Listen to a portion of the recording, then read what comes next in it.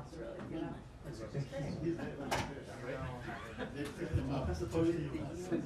It's all yours.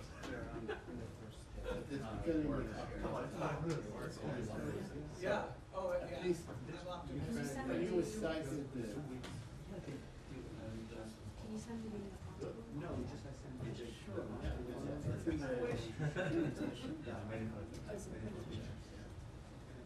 Okay. But I thought I tried to talk about it yesterday.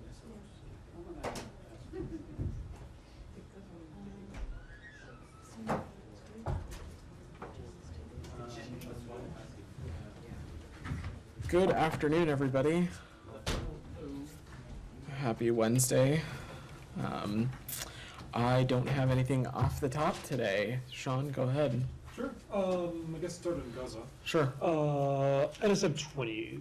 Follow up on that. I mean, there's the clock is ticking for Israeli response, and not just Israel, but can you say where things stand now? Has Israel submitted a response? Has there been any correspondence with the department? So as I said yesterday, I'm just not going to speak to the specifics of any singular country at this moment. This is a broad memorandum touching various different corners of the world.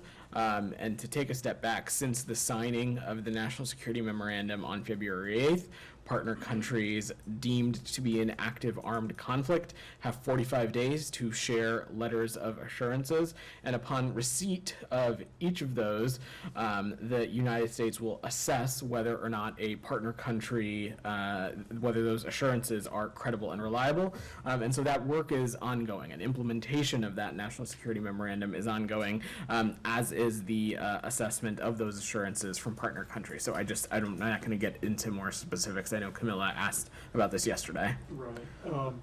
The Secretary, of course, it's been announced he's going to continue on to Israel this week. Do you expect this to be one of the issues that's raised? I mean, this response on NSM 20. Well, we expect him to talk about a wide range of issues. The Secretary, as you note, is headed to Israel at the end of this week. He's going to discuss with the government of Israel, its leadership, the ongoing negotiations to secure the release of hostages. He's going to discuss the need to defeat Hamas, including in Rafah, in a way that we believe will hopefully protect civilian populations, does not hinder the delivery of humanitarian assistance, and advances Israel's overall security.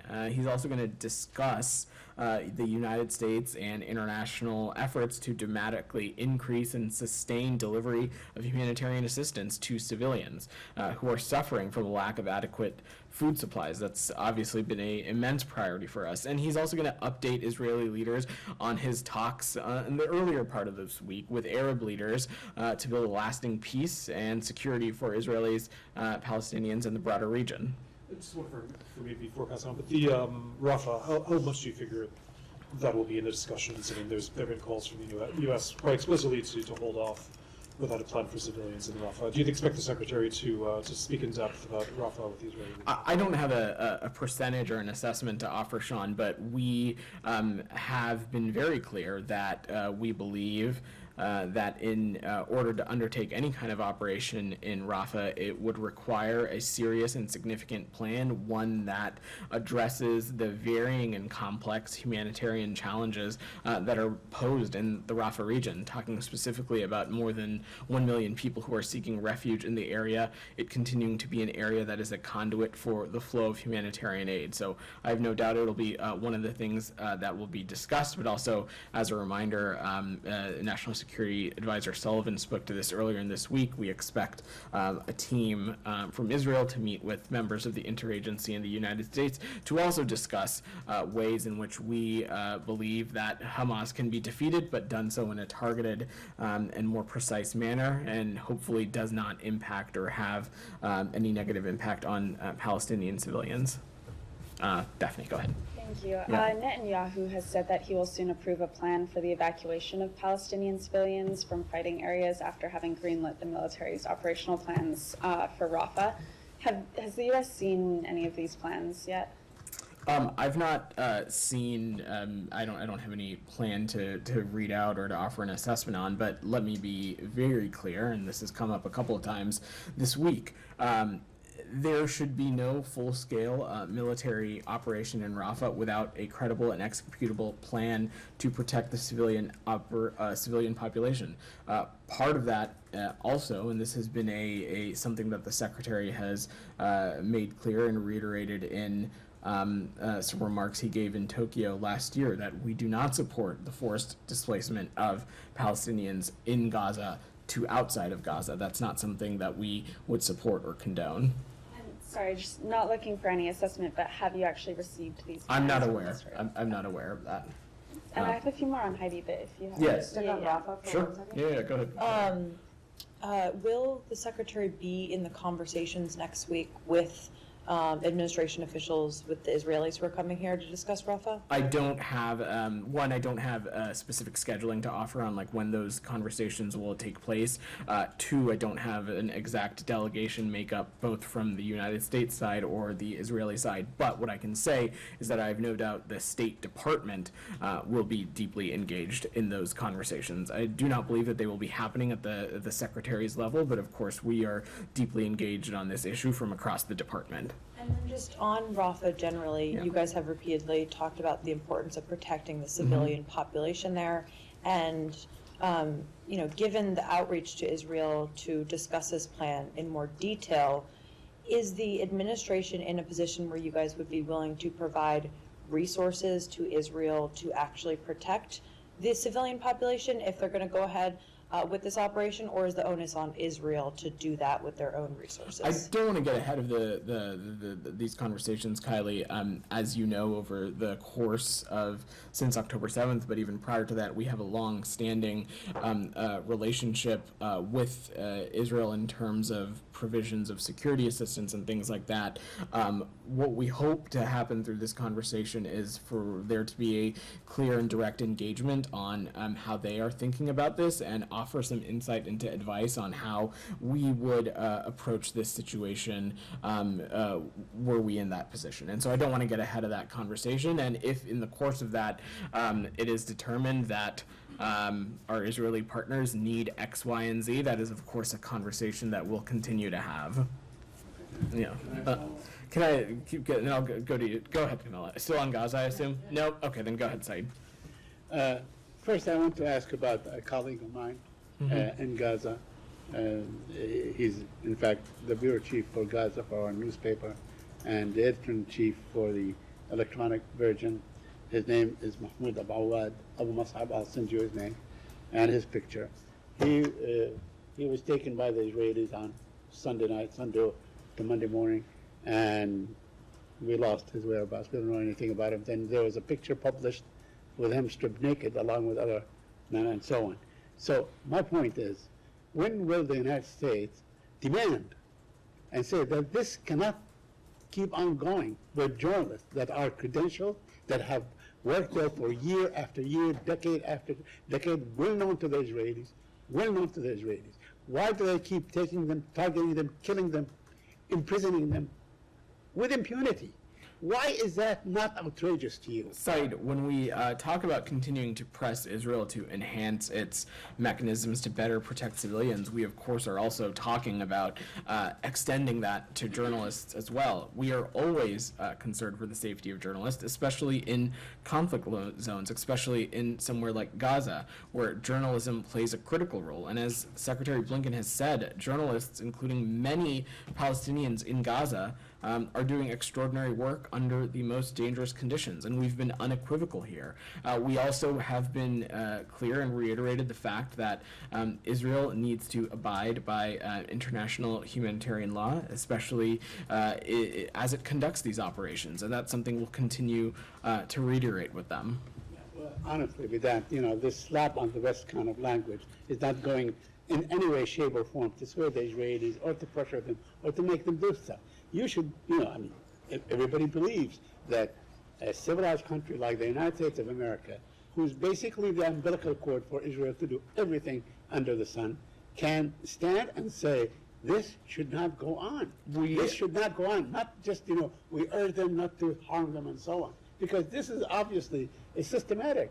I mean, when 150, I don't know how many, 150 journalists are killed and Sorry. imprisoned and taken and so on, this is not just, It something that doesn't happened. sound like you have a follow-up question. So let me just jump in and say, from the president on down, we have reiterated that Israel it has a moral and strategic imperative to do more and to do everything it can to work on and bolster its deconfliction mechanisms, to take additional steps to protect civilians and minimize civilian casualties. And that, of course, includes and extends to journalists who we believe are doing important and vital work in the region. A couple of things on Rafah. It has been assessed that it is impossible to evacuate Gazans from Rafah. There's about 1.4 million and so on. And it seems that, the United States is having meetings next week, or the administration will be having meetings with Ron Dermer and Hanigbi to discuss Rafah. So if you are convinced, and that's what we get, at least, the suggestion is that it is really very difficult, it's impossible. Why cannot this be made, like the statement or the standard U.S. position? The standard U.S. position that Rafah should not be invaded. Saeed, it is our position that such an operation should not and cannot be conducted without a credible and serious plan, a plan that needs to account for and address the varying humanitarian factors in the Rafah region. Firstly, the more than 1 million people seeking refuge in the area. Two, it continuing to be an area that is a conduit for humanitarian aid. It is out of serious concern for these two factors that we have not been unambiguous about our concerns as it relates to an operation in Rafah, and we'll continue to have these conversations with our Israeli partners. Anything else? After weeks, my last one, after weeks of this Rafah dilemma has been going on, is there a conceivable way to remove such a huge amount of people and move them safely, in your view or anybody's view? When we're talking about dealing with the more than 1 million people who are seeking refuge in Rafah side, we're certainly not being prescriptive about how to go about and do that. And when it comes to the movement of the Palestinian people, especially those residing in Gaza, we've been very clear that the forcible movement or the forcible removal of them is certainly not something that we would support. But beyond that, I don't have we're not aiming to be prescriptive here, Saeed. We're going to continue to have these conversations with our Israeli partners on what we believe can hopefully be a path forward that will help defeat Hamas, but also be mindful of these varying humanitarian factors. On Gaza, go ahead. Thank you. So you said that you expect Israel to act in line with international law. And last month, you announced publicly that you are assessing whether or not Israel is complying with the international law, and you're also assessing the use of U.S. weapons in Israel's war. Have you come to any conclusion, and do you have any expectation of that? How long it might take? I don't have any this updates. investigation? I don't have any updates to offer in that space. When we talk about that ongoing work, we're talking about it in the context of how this kind of work is ongoing in all conflict areas, where we're assessing the circumstances and anecdotes on the ground, and we're assessing what is happening. And of course, there are a number of vectors and a number of lines of efforts within the State Department to assess those kinds of things.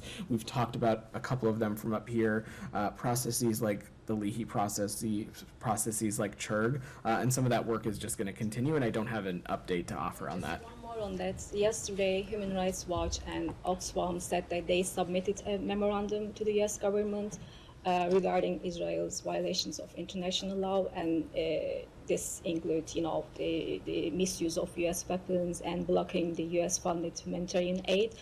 Have you viewed, what is your assessment of this report? Because this includes serious allegations like use of white phosphorus in Lebanon and Gaza, and attacking ambulances, hospitals, and blocking the U.S. humanitarian aid. Do you have any response? I've seen the open source reporting of it as it relates to the report. I don't have any specific assessment to offer on that, specifically as it relates to the National Security Memorandum and its linkage to that report. And just speaking to Sean's question, the implementation of the NSM is ongoing, and so I don't have anything else to offer on that.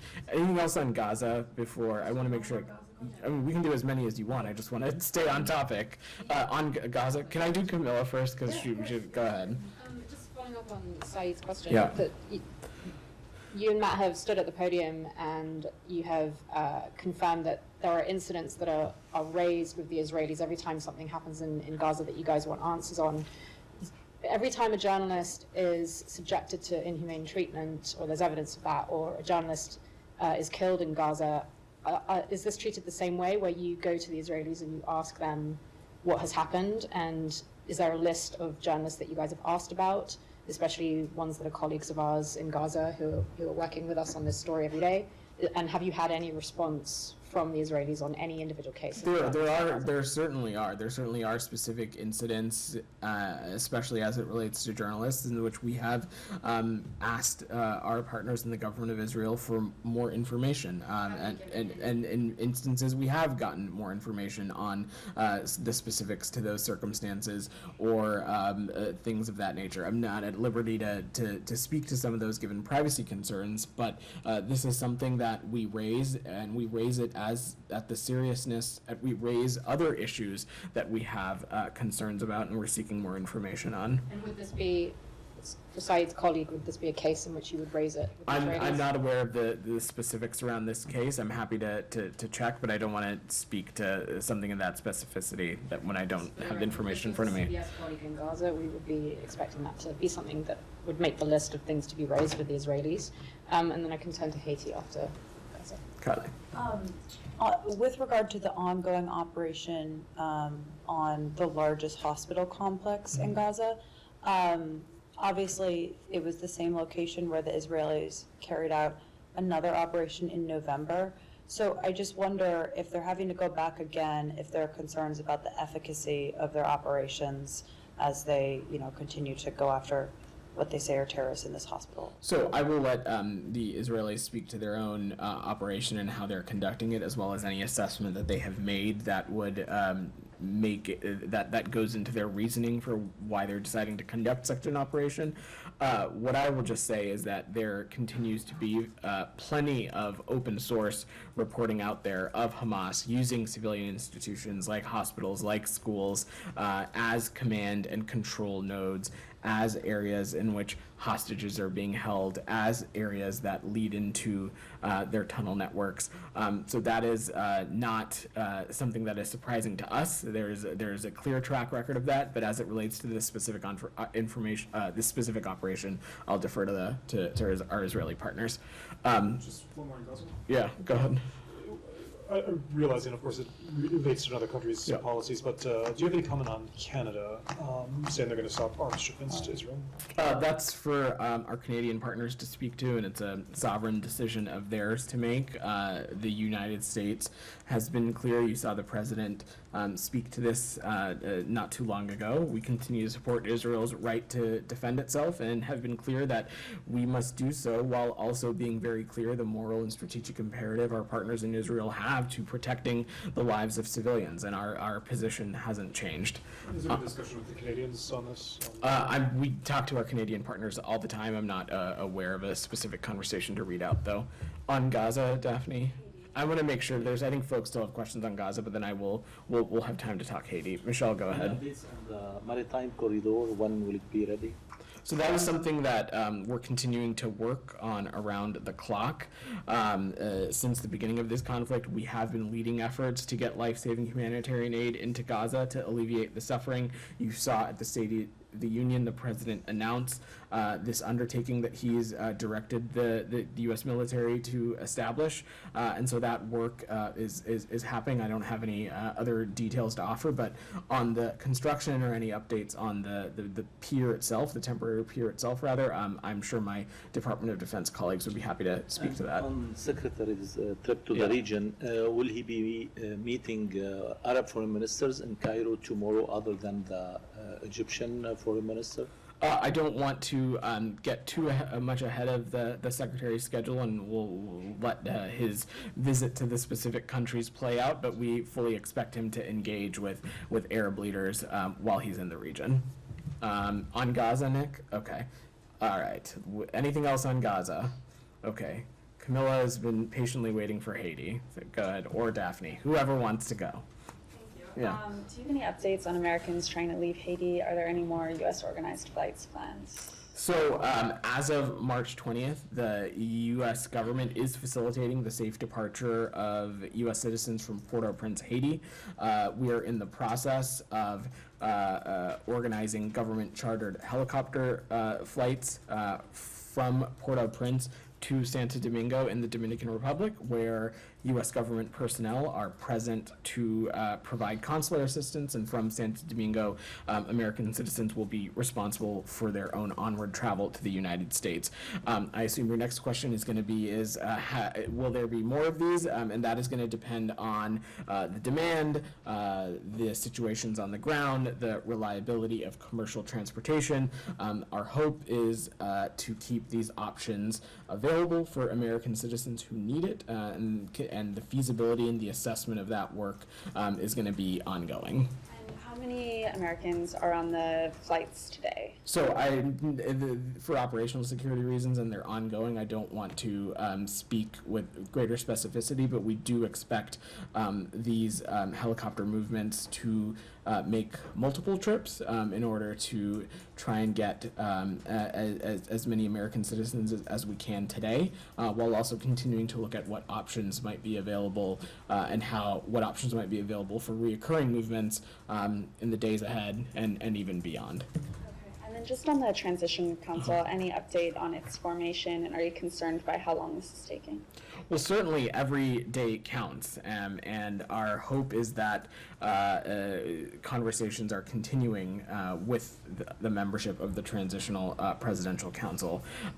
We understand that Haitian stakeholders are very closely finalizing membership and remain in active discussions with CARICOM, and we think that this needs to happen swiftly because it is clear to us that this Haitian-led process is key for paving the way for free and fair elections, as well as the deployment of the multinational security support mission as well. Anything else on Haiti? Yeah, go ahead. Come on. On the helicopters, Yep. Granted that it's a secure, sensitive security-wise, but are you able to comment at all on like concerns around helicopters taking off from Port-au-Prince and going that particular route from the capital? So let me just say broadly first, and you've heard me say this before, Haiti is a level 4 do not travel country. It's been so since 2020.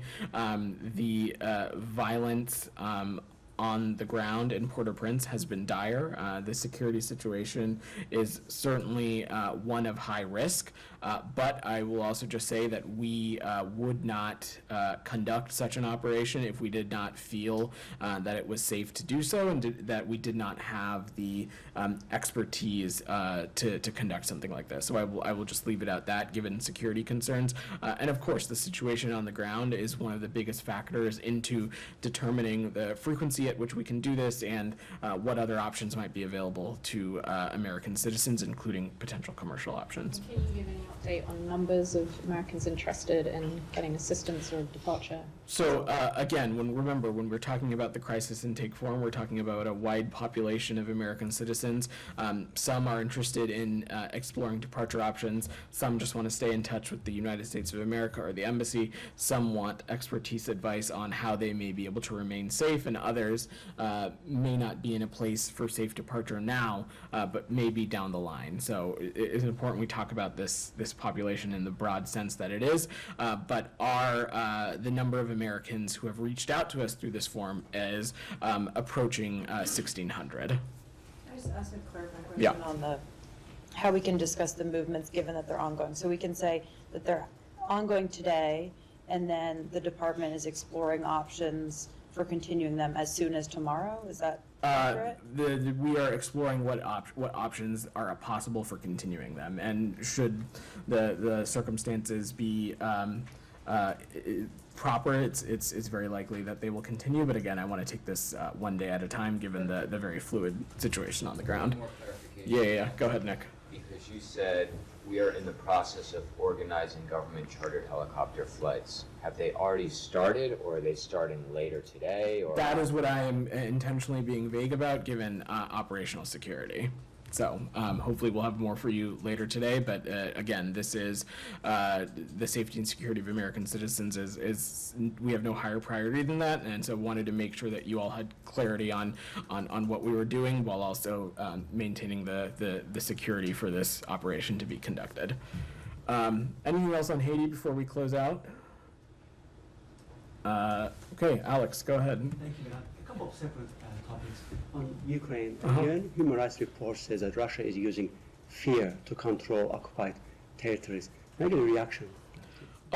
Look, Alex, I have not seen that specific report, but it should be no surprise to anybody that the Russian Federation is partaking in repressive tactics to silence the voice of dissenters, to silence the voices of opposition. And again, when it comes to these territories, let me just be unequivocally clear, they are Ukraine, and we'll continue to support our Ukrainian partners as they continue to defend and fight for their territorial integrity and sovereignty. Polish foreign minister today was quoted as saying that success in Ukraine against Russian occupation is a question of U.S. credibility. Do you agree with that assessment that U.S. credibility is at stake here? I would, I think that when it comes to our credibility, you needn't look any further than the immense support that the United States and its allies and partners have provided to our Ukrainian partners since February of 2022. And that work is going to continue, and we're going to continue to do so in close coordination with our allies and partners. It is because, of course, the courageousness and the heroism of the Ukrainian people, but also the convergence with our partners in Europe and others around the country, that we have been able to continue to support Ukraine in the way that we have, and it has been able to defend itself so fiercely. I have a couple more on human rights, if I may. There are expectations that annual human rights reports will be released either during or before Democracy Summit. Is there any reason for a delay? I don't have any scheduling items to offer. I have no doubt that we will share the human rights report with you all at some point soon. Broadly speaking, I've seen this morning the White House's fact sheet on the Democracy Summit. Why do you think it was a successful summit? There are reports out there that it was a low-key outcome, was not even comparable with the previous year. Is it a successful summit? We certainly would say it was a successful summit, and I know that the Secretary really appreciated the opportunity to be there and appreciated the Republic of Korea for hosting. I will also add that outside of the Secretary, there continue to be, or have been, senior officials in Korea continuing to participate in this summit, folks like Undersecretary Zaya. The Secretary, as you saw, Alex, I spoke a little bit about this earlier this week, had the opportunity to give a set of remarks on information integrity, which we think is one of the most critical aspects at the nexus of democracy when we're talking about it. And I'm sure we'll have more to share on this space going forward. Go ahead. I'm going to work the room a little bit, Alex. Go ahead. Yeah. La Repubblica today reported that Secretary Blinken blocked the release of a G7 statement condemning the presidential election in Russia. Can you confirm that? Can you explain this decision? I've not seen that report, and I don't believe it to be true. And we have taken a number of steps in close coordination with our G7 partners, as well as independently, to hold the Russian Federation to account for its actions and its infringement on Ukrainian territorial integrity and sovereignty. And one more, on Monday, U.S. Ambassador to the UN, Linda Thomas-Greenfield, said that the United States stands ready to engage in bilateral arms control talks with China and Russia without any preconditions. Do you know if Washington has put forward any propositions to Moscow or Beijing? I'm not aware of any meetings or engagements to read out, but I'm happy to check. Go ahead. Yeah, you. Yes. So recently, Prime Minister Modi has visited the Indian state of Arunachal Pradesh. And as a reaction, the Chinese Foreign Ministry spokesperson Wang Wenbin has said that China strongly deplores and firmly opposes the Indian leader's visit to east section of China-India boundary. I want to get your comment on that. And secondly, China's encroachments into other lands it seems like have encroachments happening within the Indo Pacific as well, particularly in places like Solomon Islands, and now we're seeing all over Micronesia. It seems like the folks on the ground are demanding for a counter to China's encroachments into their sovereign territories. Can I also get your comment on that as well? So let me take your first question. The United States recognizes Arunachal Pradesh as Indian territory, and we strongly oppose any unilateral attempts to advance territorial claims by incursions or encroachments, military or civilian, across the line of actual control. And I think I'm going to need you to repeat your follow-up. So very simply, Chinese encroachments into the Indo-Pacific has been very visible, especially in the past few months. And many folks within the Solomon Islands to Fiji, all the way to places within the Micronesia have been demanding for a counter to the spread of Chinese influence in their area. A lot of them are also wondering what the U.S.'s position is on this. And Sure. so what can I get your comment on Yeah, that? so when we talk about the Indo-Pacific, you have to remember we're talking about a significant portion of the world's population. We're talking about one of the fastest growing economies. And I can't think of a more important place where we want to make sure that the rules-based international order, the UN Charter, all of those things are being respected and abided by. And that's been one of our tenets of our engagements in the region. The Secretary was just there in Seoul for this summit for democracy in the Republic of Korea, where he had the opportunity to meet with not just his foreign minister counterparts, but also President Yoon. And over the course of this administration, there's a number of steps that we've taken to bolster our engagement in the Indo-Pacific region. I remind you that just last year, President Biden hosted the first Trilateral Summit at Camp David with our Japanese counterparts and our ROK counterparts. We have upped our engagement in the Quad. Secretary Blinken has had the opportunity to engage with his Quad counterparts a number of times since just when I've been on this job, but even more when you look at since the beginning of this administration. So it's going to be something that we're going to continue to emphasize and play a focus on. Go ahead in the back. Yeah. Thank you so much. Yesterday, two U.S. retired generals, General Milley and McKenzie, testified at Congress about Afghanistan. And they said that they wanted 2,500 American troops in Afghanistan, but the final decision was made by the President Biden and also the State Department. And also I talked to some lawmakers, including Michael Waltz. They blamed President Biden and the State Department that made the final decision, and the outcome was what we have seen in Afghanistan. So I would like to know what is the State Department's reaction on that. And then, if I may, I have another question too. Okay, so I think it's really important that we zoom out and widen the aperture to remember what it is that we're exactly talking about. And we're talking about the 20-year end of a complex war, America's longest war. Thousands of troops were killed, many more thousands physically or mentally harmed. And we honor their service and mourn their losses and injuries with their families and loved ones. You have to remember that President Biden made the decision to end this war and has repeatedly said it was the right thing to do. And today our nation is stronger as a result. And as part of the robust, intense interagency process to end America's longest war, the decision was made to keep an embassy and diplomatic presence in Kabul following the withdrawal of U.S. combatant troops. The embassy maintained an active emergency action committee planning process that convened repeatedly in 2021 to assess the situation on the ground. As many of you in this room so well know, embassies all around the world where we have diplomats maintain an EAC process. And a non-combatant evacuation operation was one of the tools available to an embassy. And Embassy Kabul was well versed in neo-planning. It had a plan, and the generals testified to the existence of this plan yesterday. This is an entity that coordinated and met regularly. And this kind of contingency and feasibility planning happens around the world. It's also well documented that the U.S. did not want to publicly announce planning for or the start of a NEO so as to not weaken the position of the then Afghan government, potentially signaling a potential lack of faith. Again, our intention at the time was to keep open and operating Embassy Kabul. But by the summer of 2021, there was a task force stood up, prepared to execute a NEO if and when it was called for. It's also worth reminding and repeating that it was the previous administration that negotiated the Doha Agreement with no subsequent plan for evacuating U.S. citizens or our Afghan allies and their families. And it was up to this administration, including from the garbled transition period, to do that.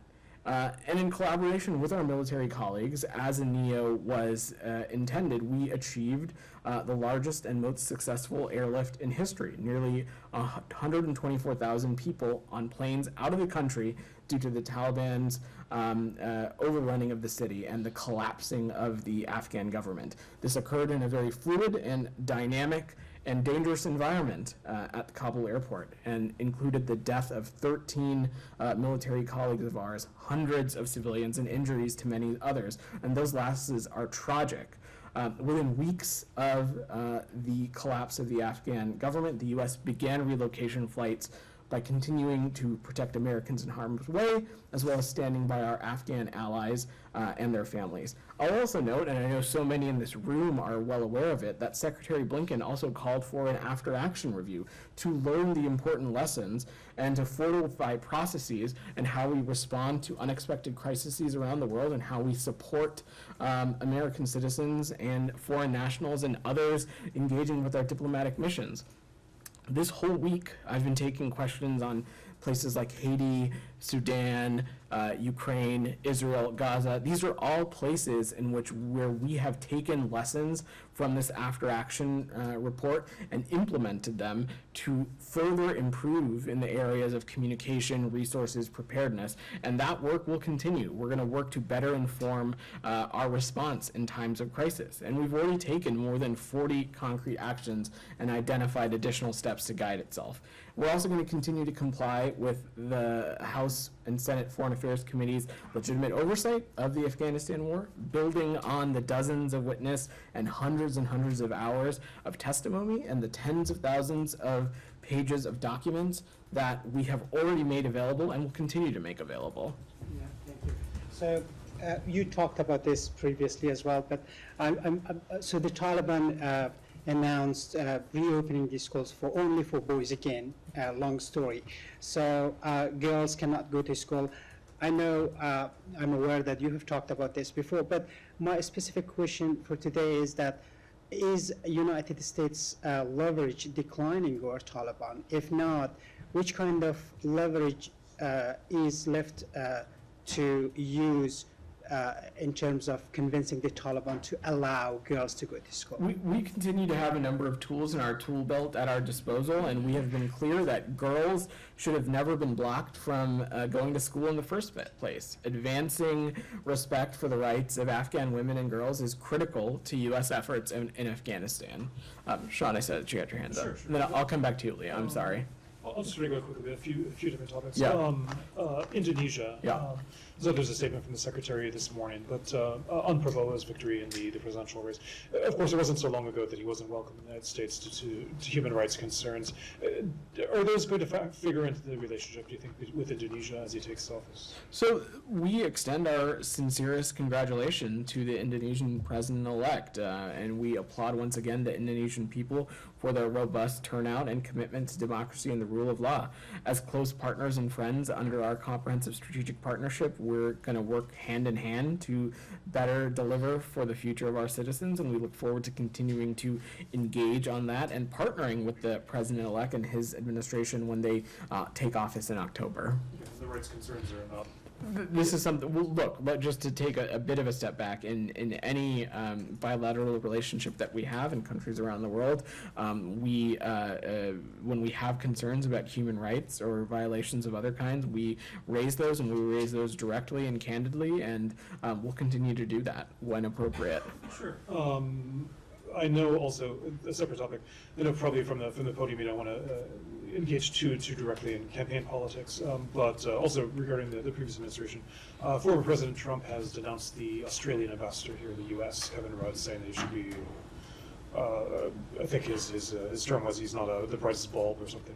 Does the U.S. have anything to say about that, and whether about the relationship with Kevin Rudd? Well, one of your colleagues just asked about the Indo Pacific, and I would say that Australia is one of our most vital partners, not just when it comes to the Indo Pacific, but when we think about the world broadly. It is a country in which we share a number of like-minded points of view, and who also have done immense work to support our Ukrainian partners, and we're going to continue to work closely and cooperate with them. I know Prime Minister Rudd, Ambassador Rudd, has been an important partner here in D.C. as ambassador, and I know folks around this building have enjoyed working with him and will continue to do so. Just completely different part of the world. Follow up the question I asked yesterday on Serbia, Kosovo. Do you have anything more to say about that? Basically, whether there's an agreement arranged by the U.S. for euros rather than Serbian dinars to go through Serbia. I don't have any updates on the processes, Sean, other than the concerns that we raised yesterday, and we're going to continue to work through the EU facilitated dialogue, and we'll let the process go from there. Leah, go ahead. Yeah. Yeah. So on Monday, the White House announced that President Biden will host the first trilateral U.S., Japan, Philippines Leader Summit on April 11th. Especially given China's continued provocations in the South China Sea, could you talk a little bit about what the significance of this meeting will be and what signal it's intended to send? So this is happening on the margins of Prime Minister Kishida's visit to the United States for his state visit. But the Secretary spent a lot of time talking about this in his trip to Manila. And part of it is when we talk about our approach to the Indo-Pacific, a big key piece of that is coordinating closely with our allies and investing in those allies and partnerships.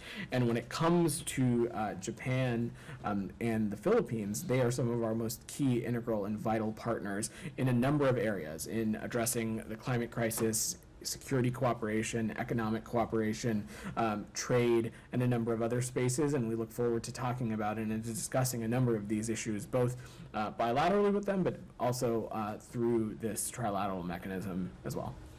Go ahead. Thank you.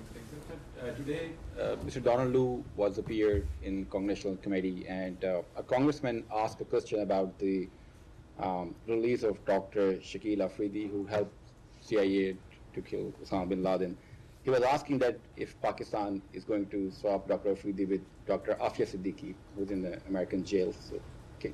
He couldn't complete his answer because there were like many questions the congressman was asking. So could you tell us that, is there any plan to swap Dr. Aafia Siddiqui with Dr. Shakil Afridi? So I don't have any updates as it relates to that. I didn't catch that part of the hearing, but you have to remember that one of this department's most important priorities is engaging with Congress on our foreign policy. This was a routine hearing, and Assistant Secretary Liu's testimony provided insight on the U.S.-Pakistan bilateral relationship as a whole, and a number of areas where we are hoping to deepen our collaboration. And I believe he spent a little bit of time talking about the U.S.-Pakistan Green Alliance framework, also bolstering respect for human rights, and so we'll look forward to continuing to engage in these kinds of hearings. Okay, thanks everybody. Didn't see any other questions.